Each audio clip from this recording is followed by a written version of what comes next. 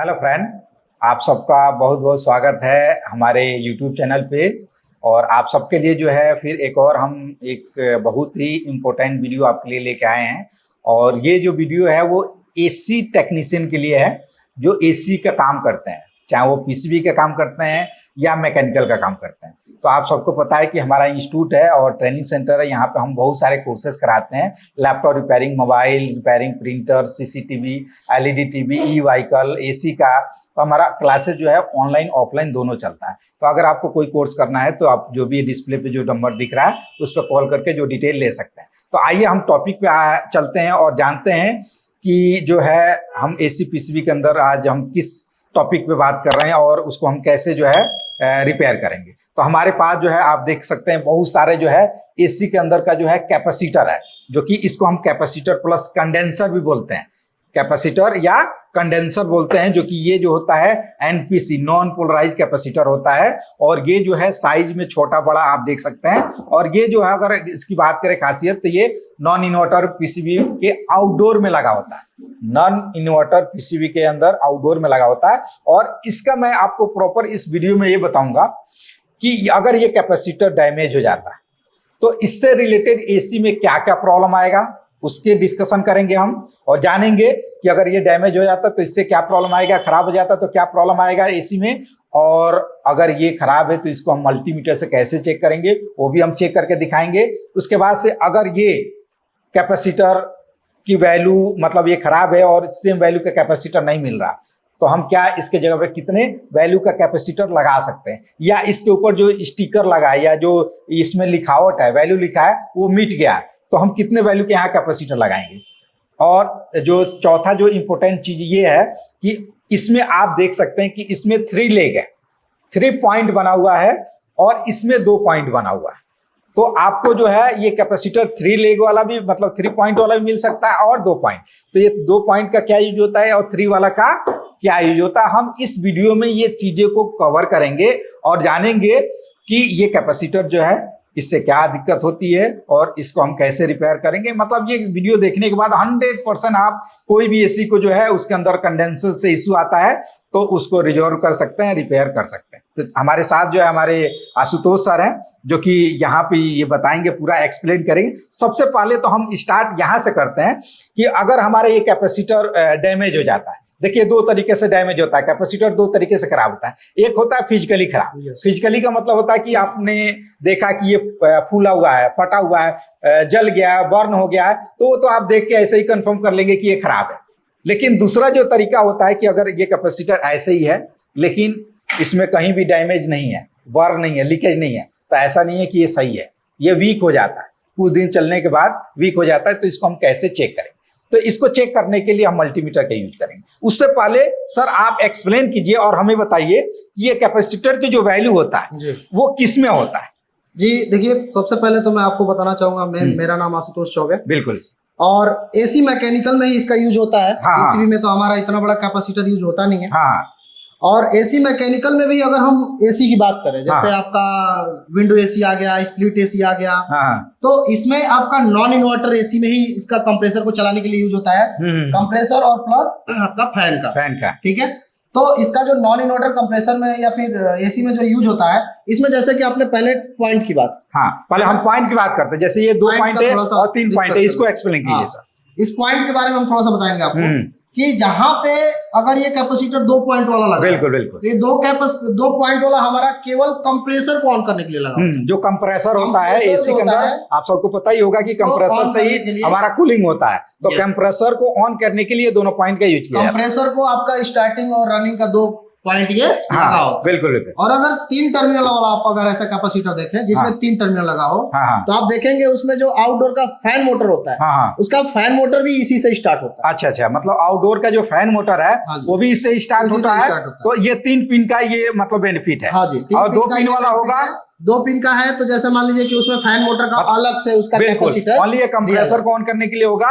लेकिन अगर 3 पिन वाला तो इसमें फैन मोटर का भी ये आपका विंडो एसी में भी या स्प्लिट एसी के आउटडोर में भी ऐसा मिल सकता है। बिल्कुल बिल्कुल। हाँ। अब सर अगला जो पॉइंट ये है कि जो भी इस पे जो अगर हम वैल्यू की देखें तो इस पे कुछ ना कुछ वैल्यू लिखा हुआ है, ठीक है।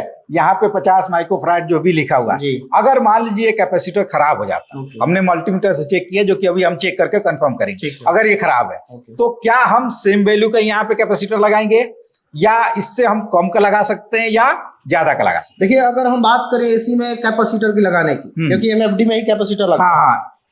तो अब बात ये भी आती है कि अब इसमें 3 टर्मिनल का है। हाँ। तो खराब कौन सा हुआ है? हाँ, ये पहले तो ये भी है। बिल्कुल बिल्कुल। क्योंकि मान लीजिए कि अब इसमें लिखा है 50+6। हाँ। तो या तो फैन वाला खराब हुआ है, या तो कंप्रेसर वाला खराब है, या तो दोनों खराब हुआ है। हाँ, बिल्कुल। अब ऐसा तो फिक्स नहीं है कि एक ही खराब हुआ, लेकिन ये बिल्कुल फिक्स है कि अगर 2 लेग वाला कैपेसिटर अगर खराब है तो अगर हम दूसरा चेंज करेंगे तो 2 ही लेग वाला लगाएंगे। 3 वाला खराब है तो 3 वाला ही रिप्लेस करेंगे। नहीं, 3 वाले में है ऑप्शन। अच्छा, आपके पास 3 वाले में ऑप्शन हो जाता है कि अगर मान लीजिए कि आप यहाँ पे 50+6 एमएफडी का है, और आपका फैन मोटर खराब है। अच्छा। कंप्रेसर तो चल रहा है लेकिन फैन मोटर चल रहा है, क्योंकि फैन मोटर खराब हो जाने की वजह से भी कंप्रेसर आपका ट्रिप करेगा। अच्छा। हाँ जी, इससे कैपेसिटर का लेना देना नहीं होगा। अच्छा। क्योंकि कैपेसिटर केवल फैन का खराब हुआ है इसमें। तो आप चाहें तो यहाँ से एक पॉइंट का केवल फैन का हटा के केवल फैन का कैपेसिटर लगा सकते हैं, 6 एमएफडी का। अच्छा। तो आपका फैन नोट करके आप पॉइंट को नोट कर सकते हैं। वहाँ पे आपका पैसा भी, खर्च जो है ना वो भी कम हो जाएगा। क्योंकि आप सोचिए 6 एमएफडी का कैपेसिटर कितने का मिलेगा और ये कैपेसिटर कितने का मिलेगा। ये एक अलग पॉइंट हो गया। दूसरा पॉइंट पे मैं आता हूँ कि अगर ये कैपेसिटर 50 माइक्रोफैराड का है, ठीक है, सपोज कीजिए 50 माइक्रोफैराड का कैपेसिटर मार्केट में नहीं मिल रहा या पुराना हमारे पास नहीं है, तो क्या हम इससे ज्यादा वैल्यू का यहाँ पे लगाएंगे या सेम वैल्यू का ही लगा सकते हैं या इससे कम का लगा सकते हैं? नहीं, देखिए अब टनेज की बात आ गई। बिल्कुल। यहाँ पे थोड़ा सा एक और सवाल आ गया यहाँ कि अब टन के हिसाब से लगता है। एमएफडी का जो भी कैपेसिटर लगता है ये टन के हिसाब से। अब मान लीजिए कि आपका 1.5 टन का मशीन है। अब हमें आइडिया नहीं है कि कितने एमएफडी का कैपेसिटर। अब मान लीजिए कोई टेक्नीशियन आता है तो टेक्नीशियन ही चेंज करता है कैपेसिटर। पहले लगा है 40 का या 45 का, मैं 45 लेके चल रहा हूँ। 45 लगा, उसके पास नहीं है तो वो लगा दिया 50 का। ठीक है। अब आप देख रहे हैं कि 50 का भी खराब हो गया। तो अब आप सोचे कि मैं भी 5 एमएफडी का बढ़ा दूं। वैसे हम बोलते हैं सबको, सिखाते भी हैं तो सबको यही बोलते हैं कि आप ज्यादा से ज्यादा 5 एमएफडी बढ़ा सकते हैं। लेकिन अब मान लीजिए पहले से ही 5 एमएफडी बढ़ा दिया गया और फिर मैं और 5 बढ़ा दूं, तो ये थोड़ी सी प्रॉब्लम आ जाती है। तो ये कैसे हम कंफर्म करेंगे? अगर कोई कस्टमर हो और ये ऑलरेडी किसी से रिपेयर कराया हो, उसने बढ़ा दिया हो, कोई दूसरे के पास गया हो, अगर वो बढ़ा के लगाता है, कैसे ये टन के हिसाब से हम बता सकते हैं कि जैसे मान लीजिए 1 टन का है तो चलिए अब हम अगले पॉइंट पे आते हैं। अब ये सर बताइए कि अगर कैपेसिटर फट गया, खराब हो गया, तो हमारे एसी के अंदर इससे क्या क्या दिक्कत आती है? बहुत सारी दिक्कतें आती है। क्या आएगा बताइए। पहले तो अगर हम बात करें कि अगर एसी हमारा चल रहा है, कंप्रेसर चल के ट्रिप हो जा रहा है, बिल्कुल, यानी कि वो इसको रनिंग नहीं करा पा रहा है। बिल्कुल, कोई जरूरी नहीं है कि पीसीबी का ही दिक्कत होगा। अगर ये कैपेसिटर खराब होगा, लीकेज होगा, शॉर्ट होगा, तो आपका एसी ट्रिप करेगा, मतलब ऑन होगा, ऑफ होगा, बंद होगा। और क्या प्रॉब्लम आएगा? प्रॉब्लम एक और आएगा कि जैसे मान लीजिए आपने एसी चालू किया, तुरंत हाई एम्पियर ले लिया। बिल्कुल, क्योंकि एसी चालू होते ही आपका 3 मिनट बाद आउटडोर चलता है। लेकिन जैसे ही 3 मिनट होगा, कंप्रेसर को ये ऑन कराएगा, स्टार्ट कराएगा, और एम्पियर जो आपका 4 एम्पियर, 5 एम्पियर या 7 एम्पियर लेना है वो ले लेगा सीधे 15-20 एम्पियर। एम्पियर हाई जाएगा। चलिए 2 प्रॉब्लम हो गया। एक तो हो गया ट्रिप करेगा, दूसरा एम्पियर हाई होगा।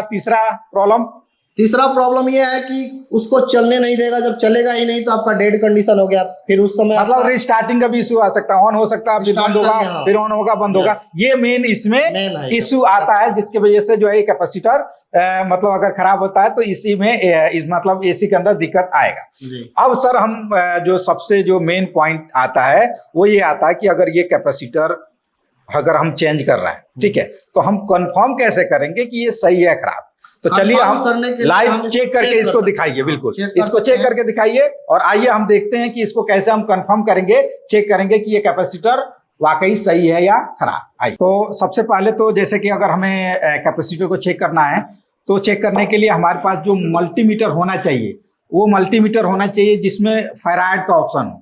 जिसमें नैनो फराड, पिको फराड, ये फराड का ऑप्शन जब तक नहीं होगा तब तक हम मल्टीमीटर से इस कैपेसिटर को चेक नहीं कर सकते हैं। तो हमारे पास जो है इसमें जो है आप देख सकते हैं कि इसमें फराड का ऑप्शन दिया हुआ है, तो हम इसमें फराड के अकॉर्डिंग जो है सेट करके हम चेक कर। तो सर इसको चेक करके दिखाइए। तो ये इस मल्टीमीटर में हमारा जो फराड रेंज है यहाँ पे लिखा है, ये आप देखेंगे यहाँ पे ये 20 mF लिखा है। एक ही रेंज दिया है, क्योंकि अगर हम देखें तो 20 mF यानी कि मिली फराड दिया है। बिल्कुल। ये हमारा सबसे बड़ा जो रेंज होता है वो हमारा फराड होता है, और उससे छोटा यूनिट मिली फराड। तो हम 20 मिली फराड, मतलब ये बहुत बड़ा हो गया, क्योंकि हमारा जो कैपेसिटर आता है वो तो नॉर्मली ये 50 माइक्रो फराड ऑटोमेटिक वो ले लेगा, ये ऑटोमेटिक ले लेगा जो भी इसके अंदर आए। आप कोई भी कैपेसिटर जो है चेक कर सकते हैं। तो हम सर आप ये इसको चेक करके दिखाइए। तो देखिए हम इसको चेक करेंगे, तो अगर 2 टर्मिनल वाला है तो हम कहीं भी रख सकते हैं इसको। देखिए प्लस और माइनस इसमें कुछ नहीं होता है, कोई भी पिन पे रख सकते हैं, कुछ देर होल्ड करना होता है। देखेंगे देखिए कुछ तो यहाँ पे ये 49.3 आपका माइक्रोफैराड आपका, मतलब बोथ साइड से आना चाहिए। प्रोब को चेंज करिए, आपका इतना ये वैल्यू आना चाहिए। कुछ देर थोड़ा सा वेट करना होता है, फिर आता है वैल्यू। हाँ देखिए 49.3 आ रहा है, ये आ रहा है, और इस पे लिखा भी होगा। आप कैपेसिटर पे देख सकते हैं कि ये देखिए 50 जो है 50 माइक्रोफैराड जो है यहाँ पे लिखा हुआ है, जो कि 50 जो है 49.3 आ रहा। तो बिल्कुल ये कैपेसिटर जो है बिल्कुल सही है। लेकिन हाँ, एक हमारे पास दूसरा भी कैपेसिटर है जो कि खराब है, तो उसको भी हम चेक करके दिखाते हैं। सर इसको चेक कीजिए और इसको बताइए कि इसको हमें पता होना चाहिए ना। आप देखिए इसको हम ऐसे रखेंगे। हाँ ये देखिए कुछ नहीं बता रहा, कुछ नहीं बताया। यहाँ तक कि ये जो हमारा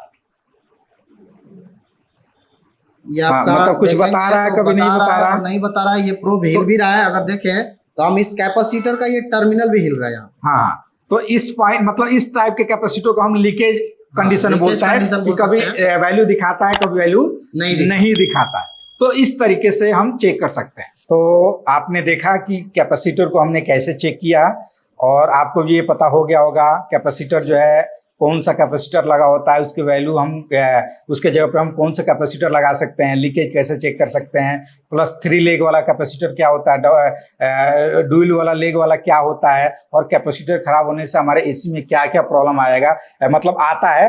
ये सब के बारे में हमने अभी डिस्कशन किया और आप सबने ये वीडियो देखा, और इसी टाइप का हम वीडियो जो है आपको लिए लाते रहेंगे। अगर आपको ये वीडियो अच्छा लगा होगा, वीडियोस को देखने के बाद आपको कुछ सीखने को मिला होगा, तो जरूर चैनल को सब्सक्राइब कीजिए। अगर आपने नहीं किया है तो लाइक कीजिए और कमेंट कीजिए कि आपको किस टॉपिक पे आपको वीडियो चाहिए। हम उस टॉपिक पे कोशिश करेंगे कि उस टॉपिक पे वीडियो लाएं। और आपको पता है कि हमारे पास जो भी हम एसी का कोर्सेज कराते हैं, जैसे कि आप देख सकते हैं कि यहाँ पे बहुत सारे रिपेयरिंग टूल्स यहाँ पे रखा हुआ है। हर एक टूल्स है, वो डीसी मशीन हो गया, या यहाँ पे डीएसओ मशीन हो गया, माइक्रोस्कोप हो गया, मल्टीमीटर हो गया, एसएमडी मशीन हो गया, प्लस जो है ये हॉट डिसोल्डिंग मशीन हो गया। इनके द्वारा हम कैसे रिपेयरिंग सिखाते हैं, कंप्लीट जो है यहाँ पर हम बेसिक से एडवांस जो है रिपेयरिंग सिखाते हैं, जिसमें inverter PCB, dual inverter PCB और नॉन इन्वर्टर पीसीबी को हम कवर करते हैं। तो बस ये वीडियो यहीं तक है। अगले वीडियो में हम अगले टॉपिक के साथ मिलते हैं। Okay, thank you.